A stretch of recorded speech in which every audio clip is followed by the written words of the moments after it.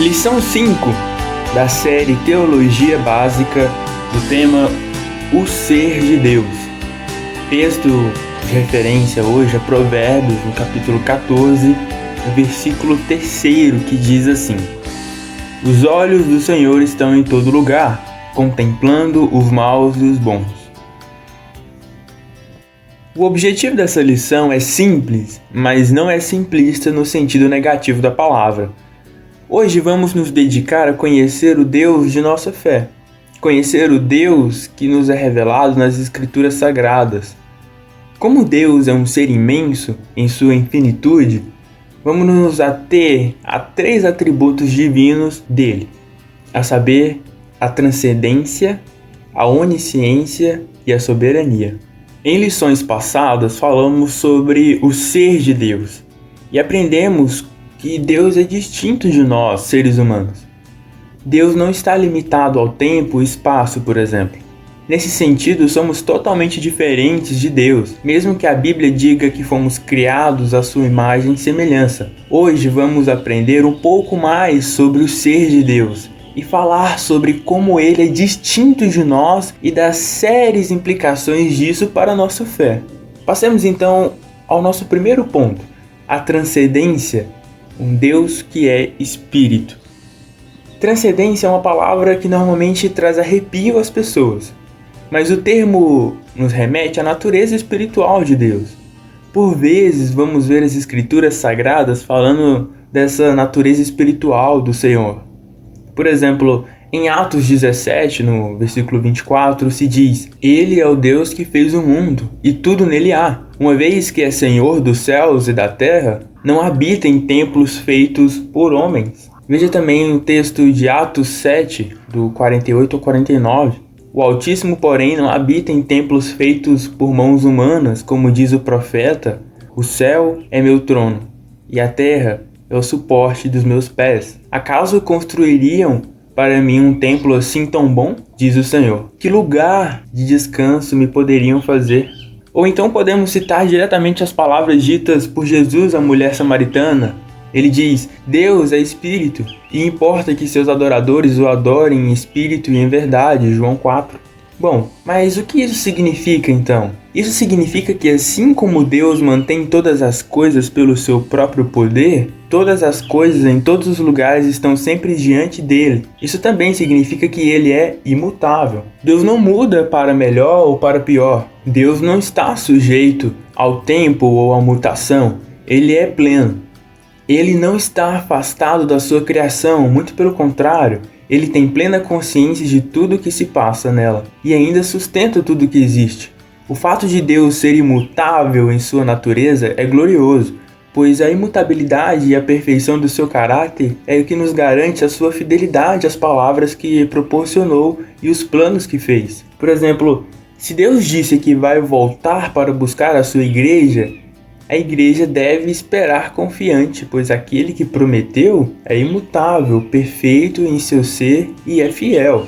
Uma coisa importante e difícil de entender são os sentimentos de Deus. Uma coisa deve ser recorrente em nossa busca por conhecer a Ele. Não devemos tentar entender a Deus a partir de nós mesmos. Isso quase sempre dá errado. Vou me valer das palavras de J.I. Packer para tentar te fazer entender um pouco sobre os sentimentos de Deus. Veja o que ele diz: Os sentimentos de Deus não estão fora do seu controle, como os nossos frequentemente estão. Aquilo que ele sente, tanto quanto aquilo que faz, é uma questão de sua própria escolha deliberada e voluntária, e está incluída na unidade do seu ser infinito. Deus jamais é nossa vítima no sentido de que o fazemos sofrer naquilo que ele não tinha previamente escolhido sofrer antes. Packer.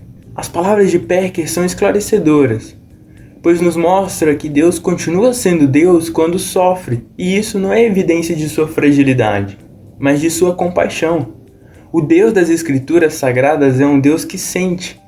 Ele não é insensível, embora sinta de uma forma que os seres limitados como nós não fazemos. Nós, sendo seres limitados, sofremos por inúmeras circunstâncias. Não podemos escolher não sofrer.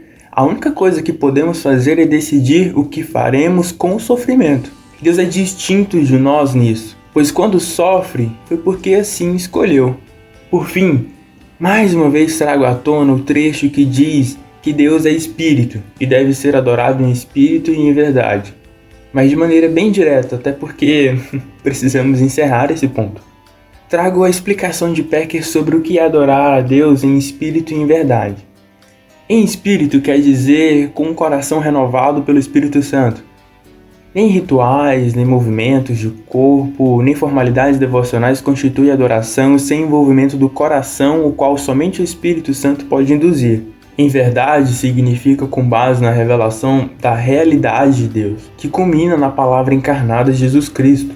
Antes de mais nada, essa é a revelação de que somos pecadores perdidos e do que Deus é para nós como Criador Redentor mediante o ministério mediador de Jesus. Packer. Veja como nossa adoração está totalmente cerceada pelo conhecimento de quem Deus é. Deus é espírito e está à procura de adoradores que o adorem como ele é, um espírito, e de como ele definiu a adoração, revelação e verdade. Passemos então ao segundo ponto da nossa lição de hoje, a onisciência, o Deus que sabe tudo. Nada melhor para começar esse ponto do que citar um versículo bíblico que revela exatamente esse atributo divino. Veja o texto. Os olhos do Senhor estão em todo lugar, contemplando os maus e os bons. Provérbios 15, 3. Os olhos de Deus estão sobre toda a terra, não há nada que ele fique encoberto. Ele conhece os caminhos de todos os homens, conhece todas as coisas e em todo o tempo. Ele também conhece o presente, o futuro e o passado. Ele conhece tudo, todos e em todo o tempo. Isso é tão difícil de contemplar, pois nós seres humanos não conseguimos manter nossa atenção em muitas coisas ao mesmo tempo, porém todo o conhecimento de Deus está imediatamente e diretamente em sua mente. E isso é grandioso demais para nós. Para consolidar nosso conhecimento, segue mais uma vez as palavras de Packer para nos auxiliar. O conhecimento de Deus se associa à sua soberania. Ele conhece cada coisa, tanto em si mesma como em relação a todas as outras, porque Ele a criou, a sustenta e a faz funcionar a todo momento, de acordo com o seu plano para ela.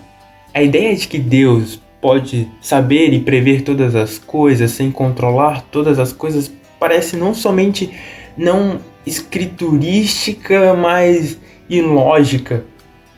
Para o cristão, o conhecimento da onisciência de Deus traz a certeza de que ele não foi esquecido, mas está sendo e será tratado de acordo com a promessa de Deus. Packer. Veja como as palavras de Packer são libertadoras, pois não estamos nas mãos do acaso. E pensando nisso, me vem à mente aquela música do grupo Titãs, que diz mais ou menos assim: o acaso vai me proteger enquanto eu andar distraído. Musicalidades à parte, não é bem assim como diz essa música. Deus está sempre no controle de tudo e conhece tudo. No entanto, para o incrédulo, essa ideia de um Deus que vê tudo e conhece tudo é bastante incômoda, pois eles não podem esconder os seus pecados do Senhor dessa maneira.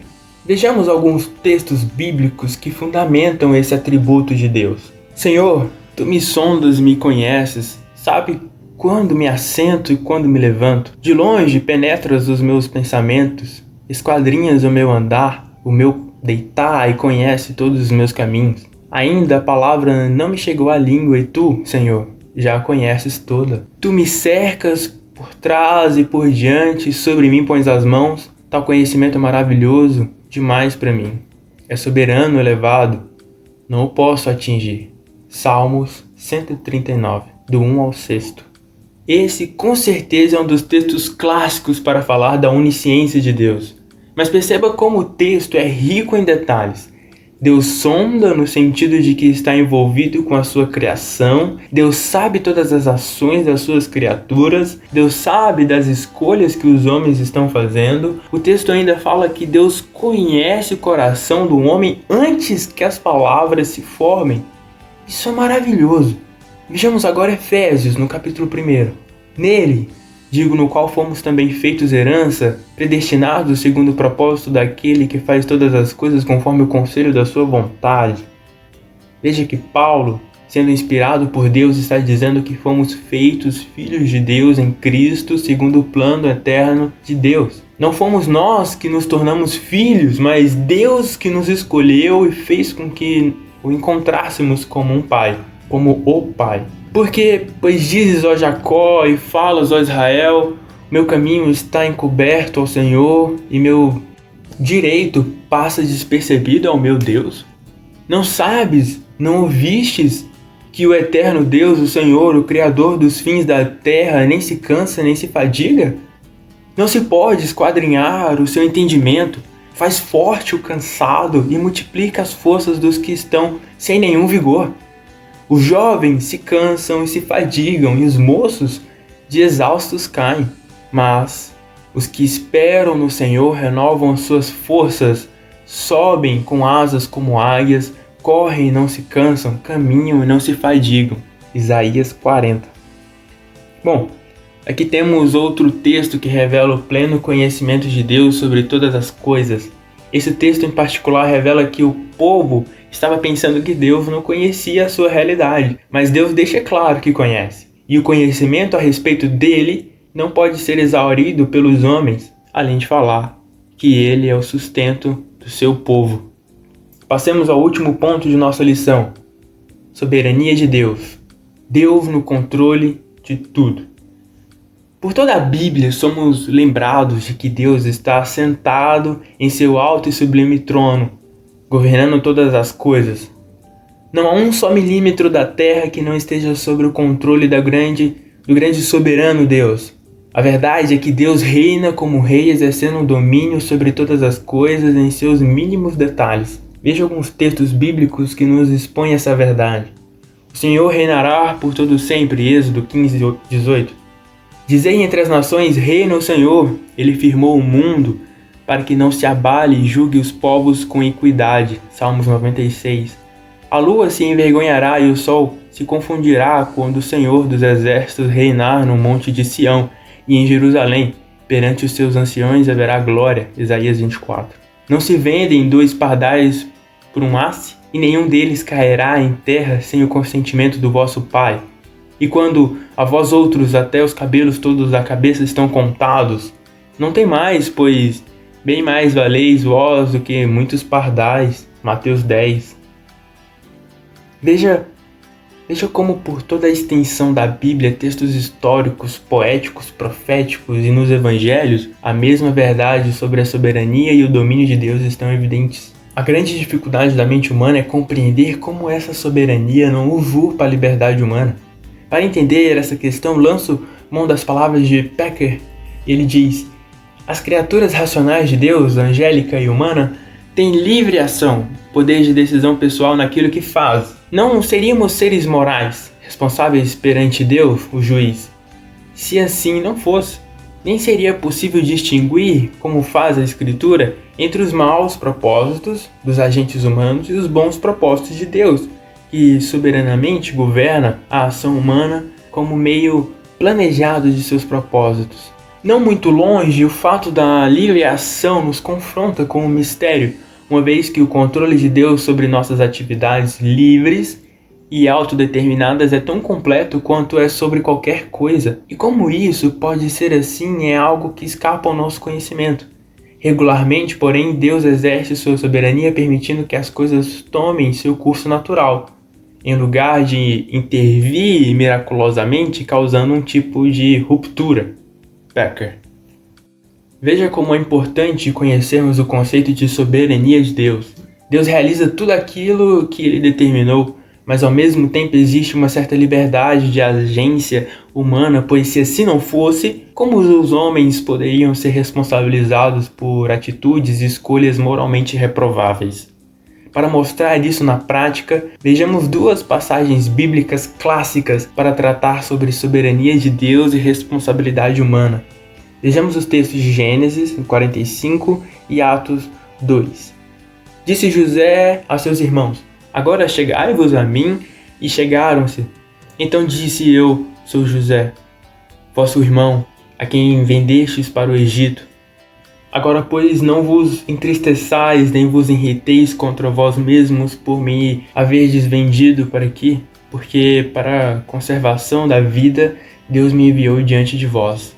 Varões israelitas, atendei a estas palavras. Jesus, o Nazareno, varão aprovado por Deus diante de vós, com milagres, prodígios e sinais, os quais o próprio Deus realizou por intermédio dele entre vós, como vós mesmos sabeis. Sendo este entregue pelo determinado desígnio da presciência de Deus, vós os matastes, crucificando-o por mãos de iníquos, ao qual, porém, Deus ressuscitou, rompendo os grilhões da morte, porquanto não era possível fosse ele remetido por ela. Atos 2. No texto de Gênesis, José exorta os seus irmãos a não ficarem tristes por conta de seu gravíssimo erro de terem vendido como escravo. É claro que cada um deles deveriam se arrepender e pedir perdão a Deus e a José pelo que fizeram. Está implícito que deveriam se envergonhar de sua ação. Porém, José também entende que todo o ocorrido foi conduzido pelas mãos de Deus para que Israel pudesse se manter viva no grande período de fome que se instalou sobre a terra. No segundo texto, Atos 2, no versículo 22 ao 24, Pedro, em seu primeiro sermão depois da ascensão de Cristo aos céus, revela que tudo que se deu com Cristo Jesus estava nos planos de Deus, mas que os varões israelitas são responsáveis pela morte de Cristo. Eles deveriam se arrepender e receber Cristo como Senhor para serem salvos da punição eterna. Em ambos os textos temos revelado a soberania de Deus em todo o tempo e a responsabilidade humana em ação. Em nossa liberdade humana precisamos sempre andar no Espírito para expressar uma vida de adoração e consagração a Deus, fazendo a sua vontade, que é boa, perfeita e agradável. Precisamos sempre de vigilância para não nos encontrar numa posição reprovável dentro do curso dos desígnios determinados por Deus. Bom, falamos de coisas muito importantes e balizadoras da fé cristã nessa lição. Espero que você tenha compreendido tudo, pois é essencial para a sua vida de adoração saber quem é o seu Deus. Vimos que Deus é Espírito, portanto, estando fora dos limites de tempo e espaço, Deus é onisciente, ou seja, Ele conhece todas as coisas, o ontem, o hoje e tudo que haverá de ser amanhã e depois. Deus é soberano, tudo se faz acontecer por meio dele. Se alegre por ter sido encontrado por um Deus todo-poderoso e não deixe de falar sobre esse Deus às pessoas à sua volta. Para finalizar e concluir, uma perguntinha para reflexão e fixação. Pensa, faça um simples exercício mental. Tente definir com suas palavras as 3 características ou atributos de Deus trabalhados nessa audiolição: a transcendência, a onisciência e a soberania, com suas palavras. Forte abraço, até semana que vem. Não se esqueça de compartilhar, curtir, comentar, fazer tudo isso aí. Tchau.